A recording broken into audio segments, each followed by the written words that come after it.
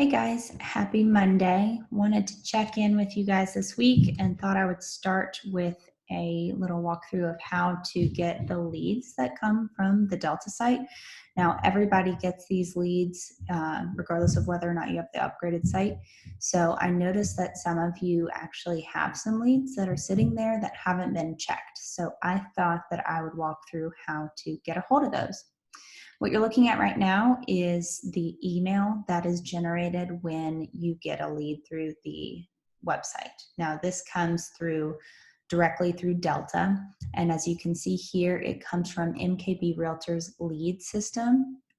And you can see that that email address is mkbleads@mkbrealtors.com. And the subject is always going to be you have a new email request or you have a new phone request, something like that.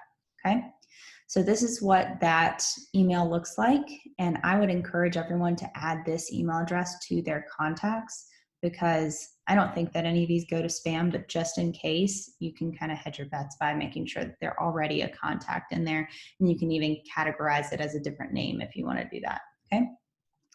Now what you can do is you can actually click right here in this email and it'll take you to Delta so that you can log in. But I am going to show you straight from the website how to get there. So let me switch to that screen real quick. Okay, so here's where you log in for Delta. As always, the way that you get to this login screen is you go to mkbrealtors.com, scroll all the way to the bottom and click Agents Only Login. Your username is going to be the first letter of your first name and then your last name, and then your default password is the exact same thing. However, if you've gone in and changed it, obviously it would be your new password, okay?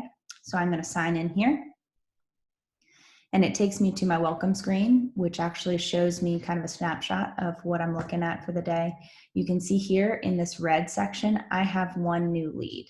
Now I can click here if I want to, but I also want to show you where it's going to take you if you go straight from the leads tab, which is over here on the left. So I'm going to show you that. See how it has this red 1. If you have multiple, it'll say the multiple number of how many you have. Right now I only have one lead that's come in. So I'm going to click this leads tab and then under that click leads.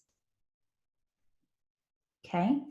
And then you'll see that up here, it's not showing me who it is because it wants you to click on it in order to get that information.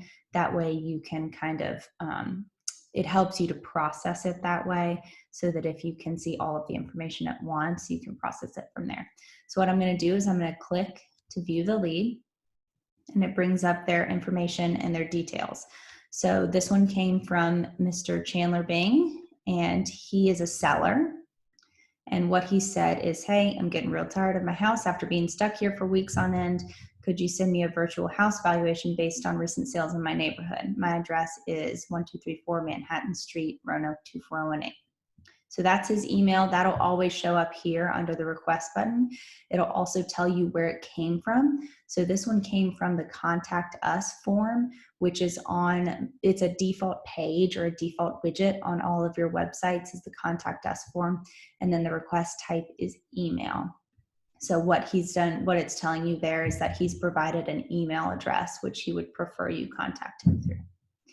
You can scroll down here and you can see that notes is a section. You can add notes to this. Let's say you know where this person came from or how they heard of you. You could add a new note just to say where they're coming from. You can also view history. If this person has done anything on your website, it'll show you everything that they've clicked on basically. So right here, you can see that they visited my website. They submitted an email request. They did not request a certain MLS ID. Now, if they did, it would show you that MLS ID here. You can see that they logged into the site, which basically is an auto login. Once they send you an email, it shows that they have, in effect, logged into the site by creating somewhat of a profile. And then this right here, portfolio responder sent to the customer. This is what your system sent that customer when they put in your request. So every Delta site has its own autoresponders. You can edit these, you can add photos to them, you can add your own language to them.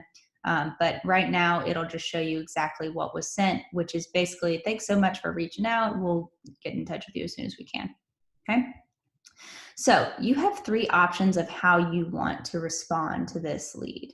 You can respond to them by email, which I'll show you is right down here at the bottom. And what it does is you can type out an email of, hey, thanks so much for contacting us.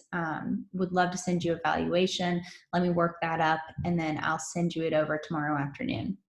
And that will come from the Delta system. However, to the client, it'll be coming straight from your personal email address. So whatever email address you use, like mine is meg@mkbrealtors.com, that's what the client will see or what the customer will see. And so when they respond, it'll go directly to your email inbox rather than coming back to Delta. Now let's scroll back up. Let's say I wanted to respond by phone. Now, Mr. Bing did not provide a phone number. And what they typically don't, to be honest. Usually it's going to be an email address. Some of them do phone numbers, but it's easier to respond by email through the Delta system. If you respond by phone number, what it's going to do is it's going to bring up the phone number, obviously, so that you can take it and transfer it to your phone. Or if you have a computer that can function as a phone, I know some Macs can, I think some Dells can as well. Probably most computers nowadays, honestly. You can do that as well and make your phone call through the speakers of your computer. Or let's say you've actually already talked to this person. Let's say you met them in a store, you gave them your contact information, they sent you this email through your website, but then they just decided to call you afterwards. And so you guys have already talked. You can mark as already processed. So that's what I'm gonna do with this one. I'm just gonna say that I've already talked to this person, and I'm gonna click mark as processed, and it zooms you down to the bottom. And what it asks you is to click that again. So method 3 is the manually process. Okay. And what that does is it's going to take you back just to their profile page. You have the option now to see all of their information in one space. And you know what, look, I did give this person a phone number. Didn't even remember that when I created it. And then you can also create a to-do. So it already defaults to give you a to-do. What that is basically a reminder within the Delta system of, let's say you emailed this person and you want to make sure that you've heard back from them in a couple of days. You can create a to-do for next Monday to do a follow-up call with Chandler, and then you can create that.